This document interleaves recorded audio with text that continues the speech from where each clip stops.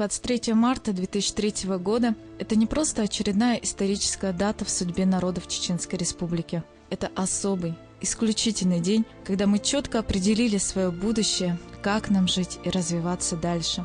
Это был настоящий прорыв из сложнейшей ситуации, в которой длительное время пребывал наш народ, и первый шаг в правовое, экономическое и культурное пространство России, с которой нам судьбой определено жить в мире и согласии. Только такой путь обеспечил спасение нации, подвергшейся невероятным испытаниям в силу полного бездействия руководства страны на тот период и в силу политических ошибок. В референдуме 23 марта 2003 года приняли участие 510 125 человек. Для республики, находящейся на тот момент в сложной общественно-политической ситуации, когда еще властям невозможно было гарантировать общественную безопасность, это очень большая цифра, свидетельствующая о том, что референдуму предшествовала огромная подготовительная работа, что наше общество уже было ориентировано на консолидацию вокруг идеи мира и созидания, что уже обозначился национальный лидер, способный повести за собой целый народ. Это огромная победа. Чеченский народ заимел документ, что Конституция – это паспорт республики. Народ определился, где быть и как быть ему. Это большая победа. Что мы хотим сделать после этого? Мы хотим, чтобы дальше у нас строился мир.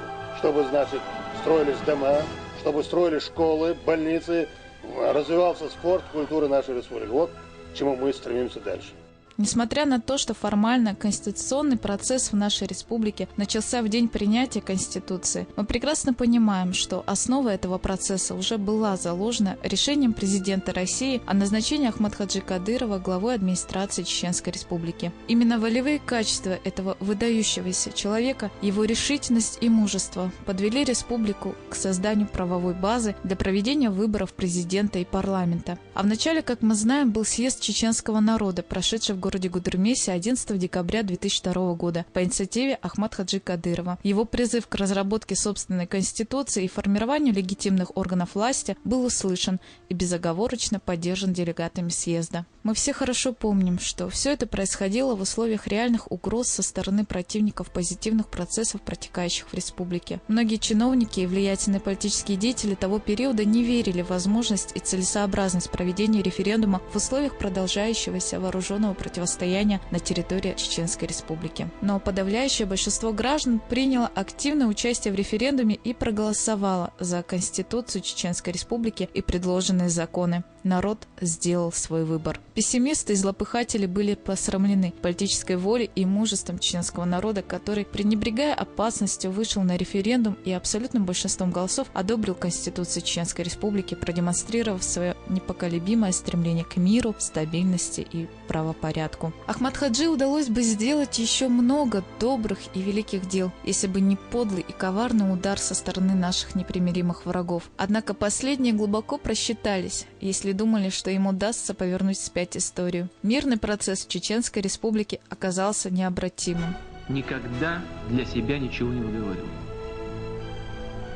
Всегда, когда бы мы с ним не встречались и о чем бы ни говорили, все сводилось к интересам чеченского народа. И, конечно, не может не вызывать уважения народ, у которого есть такие сыновья.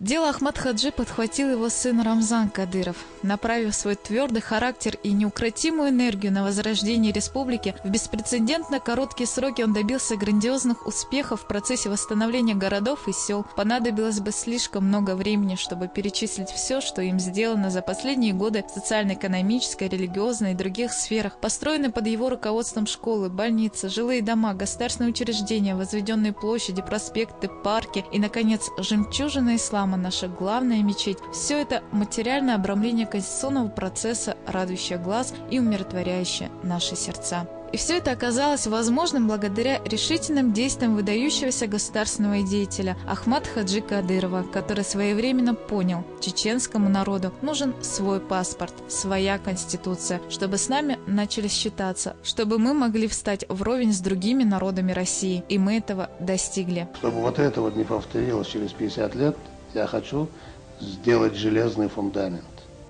24 марта 2003 года указом главы администрации Чеченской Республики Ахматом Кадыровым 23 марта, День Конституции Чеченской Республики, был объявлен национальным праздником. В преддверии празднования этой знаменательной даты по всей республике проходят праздничные мероприятия, проводимые различными министерствами и ведомствами, в частности, Департаментом по связям с религиозными и общественными организациями администрации главы и правительства Чеченской Республики, совместно с ДСАФ, избирательной комиссией, общественными организациями Клуб Иман, Путин, Российский союз молодежи, Ламан АС, молодежное движение Ахмат, был организован автопробег, посвященный празднованию 10-й годовщины проведения референдума и принятия Конституции Чеченской Республики. Маршрут колонны автопробега проходил через города Аргун, Гудермес, Курчулой, Шали, Урус-Мартан. В течение всего месяца департаментом проводились различные мероприятия, интеллектуальные игры, встречи с молодежью, круглые столы, где рассказывалось о роли референдума в истории чеченского народа. Все это проводится для того, чтобы молодежь знала и помнила о своем прошлом, понимала ценность сегодняшнего мира.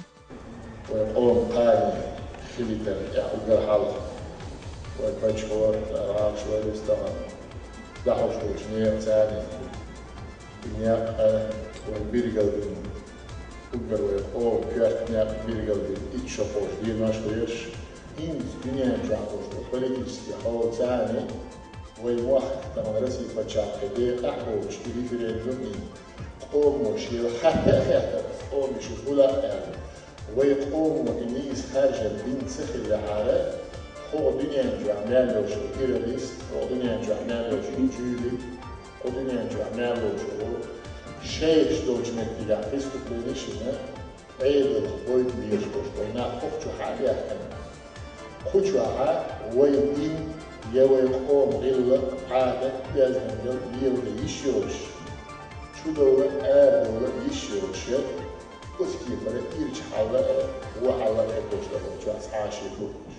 И в завершении нашего фильма хочется поздравить всех с праздником, жителей Чеченской Республики, с десятилетием нашей Конституции.